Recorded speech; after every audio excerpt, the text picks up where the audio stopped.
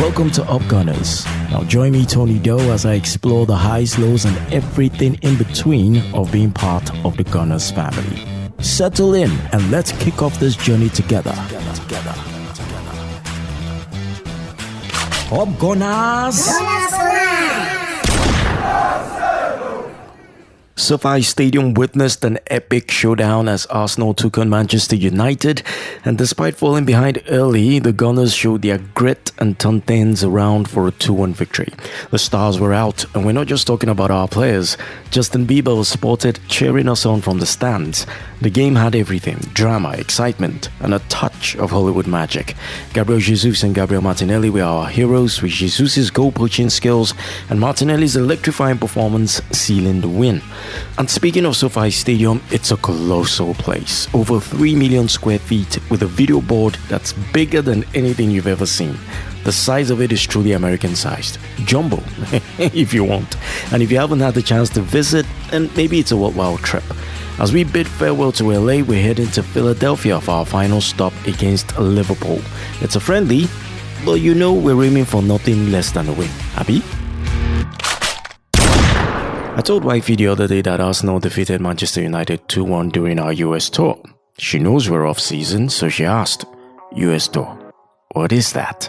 Why is it important?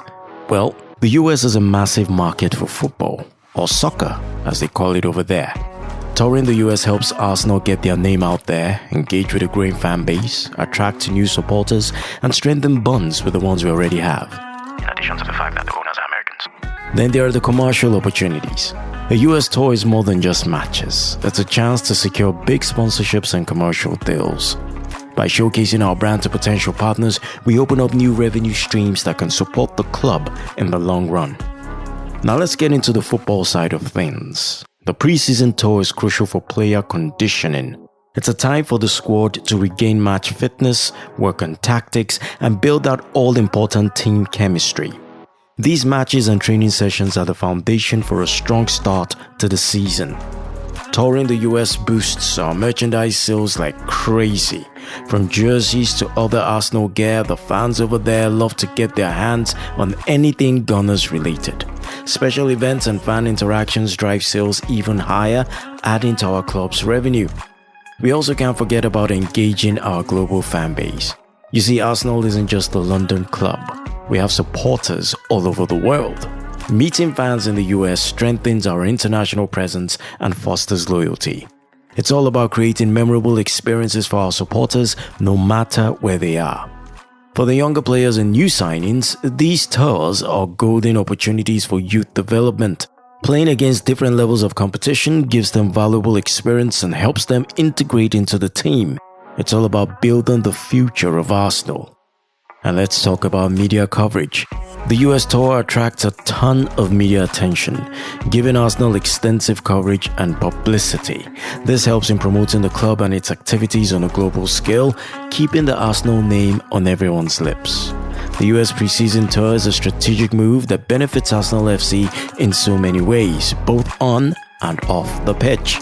From brand exposure to player conditioning and commercial opportunities, it's all part of building a stronger, more successful Arsenal. 114 points. If we do that, we win the league for sure. So this is the objective, and from there, let's see where we get. But today, has to be the target: win every single game, earn the right to win it, and have a biggest probability on the opponent to win the games. And when we have difficulties, we still are better than the opponent. That's the objective of the team. Arteta is aiming high, setting a target that's bound to turn heads. Some fans are even joking that he should have gone for 115 points, just for the fun of it. But seriously though, this is Arteta showing that he's not just dreaming big, but he's ready to back it up with action. One fan even says Arteta might be grinning on the outside, but he's definitely pushing the players hard behind closed doors.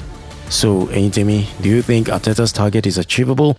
Or is it just a way to fire up the squad? Drop your thoughts and let's keep the debate going.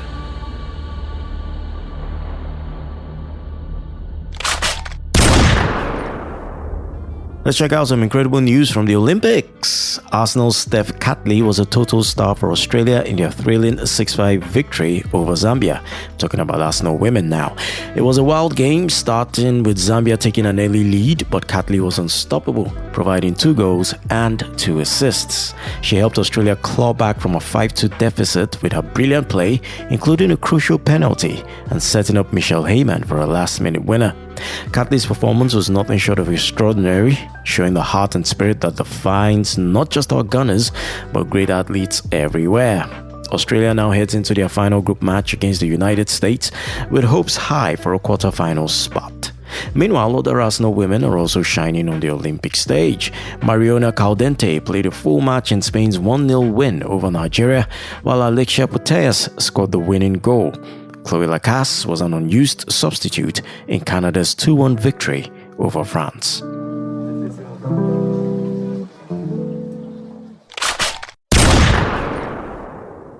So I was on LinkedIn the other day and came across a post by Chinwendu Anita Okpara. She's a podcast scriptwriter and research pro at Income Creatives, and we do get to do some collaborative podcast production work together. Now, she admits that she doesn't know much about football and that her earliest football memory involves her aunt giving her Chelsea FC merchandise, which led her whole family to support Chelsea. Abby? Well, despite not being an Arsenal fan, she expressed something truly special about our podcast. She wrote, and I quote, "Storytelling doesn't care about what you love or like. If it's good, you give it a listening ear. If it's great, you're hooked. I was hooked when I listened to this podcast episode, and the storytelling, Niger elements, delivery sound effects, etc. all worked together for the good of my attention." End of quote. Right? Even coming from a Chelsea supporting background, she found the podcast so compelling that she couldn't help but share the experience. So thank you, Chinwendu, for your kind words and for reminding me why I pour my heart into this podcast. That's a wrap for today's episode of Up Gunners, and I hope you enjoyed delving into the world of Arsenal Football Club with me, Tony Doe. Don't forget to subscribe to stay up to date with all future episodes. If you have any thoughts, questions, or suggestions, feel free to reach out to me at upgunnerspodcast@gmail.com. upgunnerspodcast@gmail.com. I'm active on Twitter as well at upgunnersng, active on Facebook at upgunnersng. We're also on Instagram at upgunnersng. Until next time, keep the Gunner spirit alive, and remember, Up Gunners!